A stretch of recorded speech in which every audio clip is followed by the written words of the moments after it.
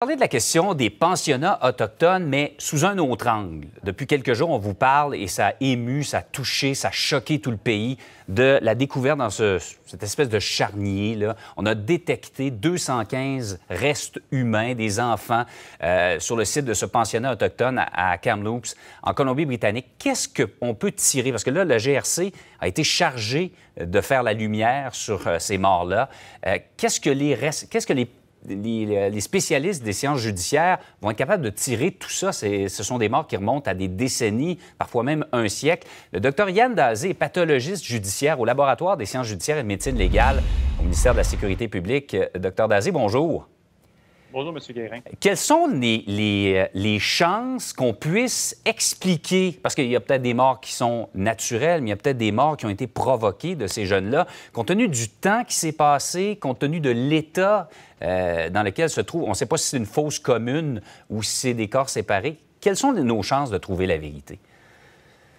Bien, vous l'avez bien dit, effectivement, il y a encore beaucoup de zones d'ombre, beaucoup d'incertitudes qui entourent cette nouvelle.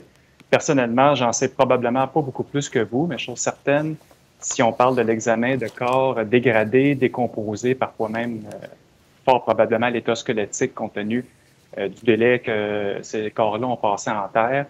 Donc, la science a ses limites. C'est évident, la science a ses limites. Il y a des choses qu'on ne pourra plus déterminer. Maintenant, est-ce qu'on sera capable de déterminer des causes de décès? Pour être tout à fait franc, je crois que oui. Je crois que oui, les expertises pathologiques et anthropologiques seront fort probablement en mesure de déterminer, du moins dans certains cas, des causes de décès, ne serait-ce que parce que des marques de violence sur les os, même après la mort, évidemment, ça demeure. Si on parle plus du côté de causes de décès naturelles ou par négligence, carence alimentaire, maltraitance, ce genre de choses, bien là, à ce moment-là, on tombe un peu plus là, si on veut, dans des hypothèses que les experts pourront peut-être évoquer, sans nécessairement en arriver à déterminer de façon claire et précise là, des causes de décès. Donc, ça va vraiment dépendre de l'état des corps et de ce qu'on va retrouver sur ces corps-là au niveau des examens. Mais ce qui n'est pas évident, j'évoquais la fosse commune. Là. On n'a pas la confirmation, mais ça semble être ça.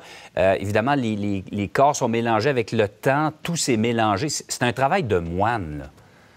Oui, vous l'avez bien dit, effectivement. C'est un peu la perception que j'ai aussi. Là. Je ne pense pas qu'on parle de tombes individuelles, mais plus d'une fosse commune, effectivement. Donc, oui, l'étape de l'exhumation des corps sera effectivement très importante. Ça va prendre beaucoup de temps. Il ne faut pas que les gens s'étonnent si ça prend des semaines à ce qu'on exhume les corps, puisque on doit le faire de manière rigoureuse, scientifique. Donc, et évidemment, si les corps, comme vous l'avez dit, oui, c'est possible qu'ils se soient mélangés avec le temps, avec la décomposition. Donc, on veut évidemment remettre les bonnes parties de corps aux bonnes victimes et aux bonnes familles. C'est une catastrophe quand on se trompe de ce côté-là. Donc, ça va être effectivement un travail de moine. Vous l'avez bien dit, c'est un travail très rigoureux.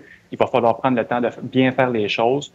Mais avec des experts compétents, je n'ai aucun doute qu'en Colombie-Britannique, ils réussiront là, à départager tout ça. Et je sais qu'ici au Québec, on fait souvent appel à l'auteur bien connu, anthropologue judiciaire, Kathy Reich, qui aide comme anthropologue judiciaire à établir des causes de décès. Dites-moi aussi, même pour établir l'identité de ces enfants-là, généralement, on marche par ADN, par fiche dentaire. Ça ne sera pas évident, là?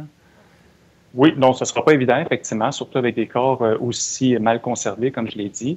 Vous l'avez bien dit, effectivement, donc l'ADN, les fiches dentaires, l'examen des dents seront certainement des méthodes scientifiques d'identification si le matériel de référence est disponible, évidemment, parce que l'identité n'est pas écrite dans nos gènes. Il faut comparer avec des références familiales. Au niveau de l'ADN, ça risque d'être moins problématique.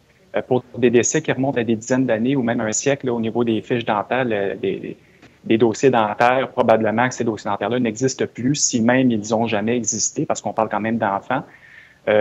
Donc, ça risque d'être plus problématique, mais il y a quand même aussi l'option de l'examen anthropologique. Donc, l'anthropologue, à l'examen des os, sera probablement capable d'établir les caractéristiques donc de race, de sexe, d'âge au décès et de taille. Donc, évidemment, ça ne donne pas un nom non plus, mais ça permet d'orienter les recherches. Absolument. En tout cas, merci beaucoup, Dr Dazé, d'avoir levé le voile sur ce travail colossal qui attend les spécialistes des sciences judiciaires. Merci d'avoir été avec nous. Un grand plaisir. Bonne journée. Au revoir.